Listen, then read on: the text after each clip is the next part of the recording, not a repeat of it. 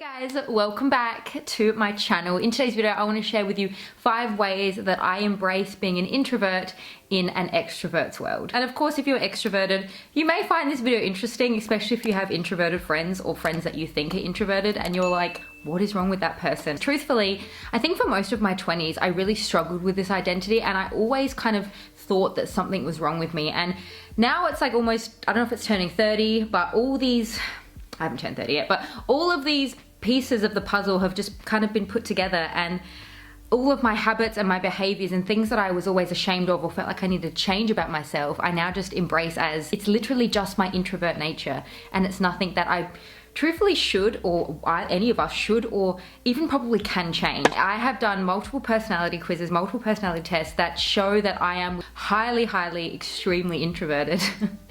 And I think truthfully I've always been this way. I kind of kept to myself kid at school. I'll try to find some baby photos, but even my mum was like a little bit concerned because for the first like 3 years of my life, I rarely smiled. I just was looking like I was just constantly in deep thought. Like, if you're an introvert, or if you maybe are not even admitting and you're kind of in denial like I was for quite some time, if you're in denial about being an introvert, I hope that maybe this video makes you want to embrace your introverted nature also. 25 to 40% of the world population is actually introverted. I would love to hear where you sit, what you feel you are. Are you an extrovert or are you an introvert? I would love to hear in the comments down below. First way that I'm able and was able to truly embrace my introverted nature was to just accept it. Like most things in our lives, like most things within us, it's the first step and it is to be able to accept it. I think it just comes down to when you truly stop fighting it and living in denial and feeling guilty and thinking it's something that you have to change. Take such a weight off your shoulders because you're able to fully accept yourself. Number 2, following on from that, I had to fully accept the fact that I don't have a lot of friends by choice and I probably will never have a lot of friends. I also had to accept that, especially if you're an introvert, you may be able to relate to this, but I think if you're an introvert, you have to accept and embrace that you may be misunderstood. You may be seen or painted a certain way. I'm usually the one that's sitting back, quiet, not really engaging, especially in really large group situations. I'm usually the one that's just like sitting back inside myself, and a lot of the time that's taken as me being or judgy or just rude. I've actually been able to develop a certain level of like an extrovert's mask, if you will, but deep at my core, I'm incredibly introverted. So following on from number 1, I had to actually fully accept and embrace that people were not going to always understand me and I was probably going to be misunderstood. And if you're an introvert, you may be misunderstood and you may be painted the wrong way and people may get the wrong idea of you. I have my 30th coming up and you would not believe how many people have told me, oh, but you should do something. Like, you should have a party. You should have a party. It's a reason to celebrate. You should have a party. And that sounds like truly my worst nightmare. I have not had a party, and even then even what I had at my 21st birthday was probably to some people's standards not a party, but that was probably the closest thing. Like my 18th and my 21st birthday were the closest thing that I had to a party, and even then it was only like maybe between 10 and like 15 people, and those were the worst birthdays that I've had, hands down. I do not enjoy really large group situations like that with all of that attention on me. I find it very overwhelming and is literally my idea of a nightmare. Introverts in general love and thrive in more one-on-one interaction, which makes my friendship circle a lot smaller by choice. I'm very much someone who can't handle and juggle a lot of friends, because if I am your friend, I am your friend. Like, we have a very deep connection. We go very deep with our discussions. If you are my friend, you probably know very deep secrets about me. I have friends who have, 100 friends and acquaintances. I don't have 100 friends and I don't have acquaintances. I probably can count my friends on one hand. I don't consider myself to have acquaintances. And again, this isn't coming from a disrespectful place. My idea of friendship is a very deep connection. I think sometimes people understand the idea when I say deep conversations, and I think they kind of assume that all my conversations with friends are very serious, when in actual fact, a lot of time when I have my one-on-one interactions with my friends, I am literally almost peeing my pants from laughter. There's a kind of a misconception with the idea of really deep and meaningful conversations that they always have to be serious.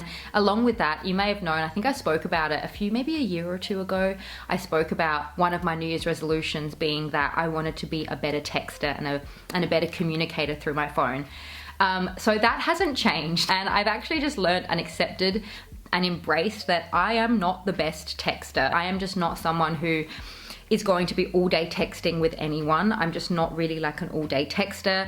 I am somebody who, again, like I said, if I'm one-on-one with you, my phone is just like, what? Gone, completely gone. Like we are here together. But I've just never been someone who, you know, likes to have text conversations. Communicating through my phone and texting and that kind of thing, it does really drain me. If I'm hanging out with someone and if I'm organizing something on that day, I'll be texting a bit, but truly, like, one text a day, 2 texts, like, is, oh my god, Caitlin's on a roll. People probably usually hear back from me with anywhere between like 2 to 3 business days, sometimes 5 to 7 business days. I think that's kind of where introverts get a little bit of a bad rap, like, oh, she's rude, she doesn't care about me. It's actually got nothing to do with any of those things. It's just a way a lot of introverts are, and especially if you are very far on the scale of introverted nature, you're going to be more likely to just not want to sit on your phone and text all day. So number 3, I have embraced that I don't enjoy small talk. I find small talk incredibly draining. And if you are an introvert, or if you think you're an introvert, then if this is something that you can relate to, then maybe you are a little bit more introverted than you maybe think. I have embraced this about myself, and again, and this probably comes back to my need for a smaller friendship circle and less kind of large group settings, because I feel like the larger the group, the more small talk kind of happens, and the more frivolous and, you know, kind of silly banter and just, you know, general chit chat kind of takes place. And obviously there is a place for that, and I enjoy parts of that and I enjoy pieces of that, but I really don't enjoy small talk. I'm just more of someone who enjoys more intimate, deep conversations. And of course there is a place for small talk. I'm not completely crazy. Like, I'm not just gonna go up to somebody and be like, hello, tell me your wildest dreams and your deepest, darkest secrets. Like, no, okay, I'm not that crazy. But, you know, if you ever meet me in public, or if we ever meet, I'm never gonna be the person that's gonna be like, hey, so what do you do for a living? Again, some people might not consider that a small talk question, but I do. I don't enjoy small talk. I enjoy really deep, meaningful conversations. I enjoy learning about people on a deeper and more meaningful level. So yeah, I don't enjoy small talk. So next up, number 4, this is something I've spoken about before on my channel, but being able to set boundaries has been a way that I've been able to embrace my introverted nature. And I know some people may think this is absolutely crazy, because I have people in my life who are incredibly extroverted. You know, my boyfriend is I think he's very extroverted, but we tend to kind of balance each other out. And I think the longer we've been together, he's kind of understands my introverted nature a little bit more. But I am someone, and this probably also comes into my planning nature, but I'm someone who plans my week in advance, and I plan my kind of catch-ups with friends. And I am known on occasion to kind of have spur of the moment catch-ups with friends, but it's very rare that, you know, I will have a friend message me and be like, hey, do you want to hang out in an hour? It sounds kind of crazy to some people, but I kind of do have to spend, it sounds a bit maybe dramatic to some people, but it takes me maybe like 5-10 minutes to kind of like amp myself up for a social situation. And, you know, if it's not planned and if it's not written in my diary, and if I don't know that I'm doing it, I kind of don't like it, and it almost drains me even more. So truthfully, there are very few, I mean, it's not like, there are obviously some circumstances where I'm not completely rigid to the point where I'm like, no, I will not see you. But truly, like, if something's not in my diary and if it's not been planned like at least 24 hours in advance, at least, I'm just very likely to say no. And I kind of have that boundary. There's one story I'm going to share with you from when my boyfriend and I started dating. Truly, I played this back in my mind, and I'm like, if it was me, like if I was in his shoes, like I would have walked. Like I would have like, this is crazy. But back then, I mean, even as early as like a year and a half ago, I was really not aware of my introverted nature and that kind of idea of boundaries. So he just moved from interstate. He'd come to be here. He was kind of settling here for about 2 weeks before he was starting work. So he didn't really have anything specific to do for 2 weeks before he started work.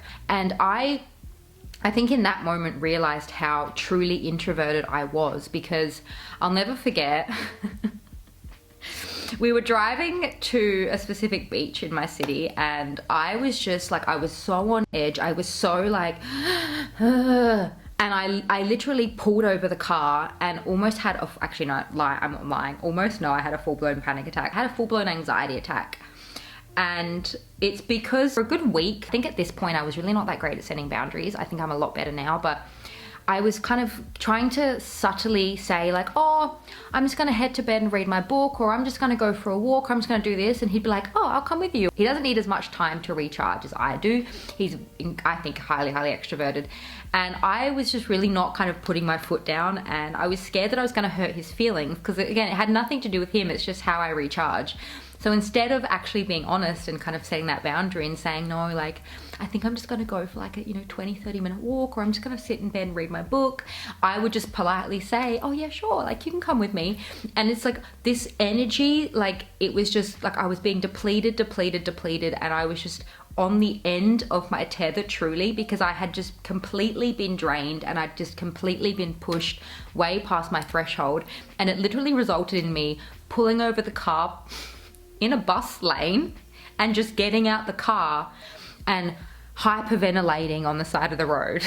And I basically had to explain to him how, I'm incredibly introverted, and before you, like I've been single for a long time, like I'm used to being by myself, I'm used to my alone time, and this is a lot for me. I've had to learn to carve out time, and I've had to be selfish in that sense and look at my diary and think, okay, well, if I'm doing this Saturday night, this really big intense thing, I don't want to plan anything Sunday. I do not want to plan anything outlandish. I just want some time to myself. I want some time to recharge. I want, maybe it's just a one-on-one small interaction, but yeah, I don't want bam, bam, bam, bam, bam. And I need to set those boundaries and have those boundaries in place, because I do get incredibly drained from social interactions.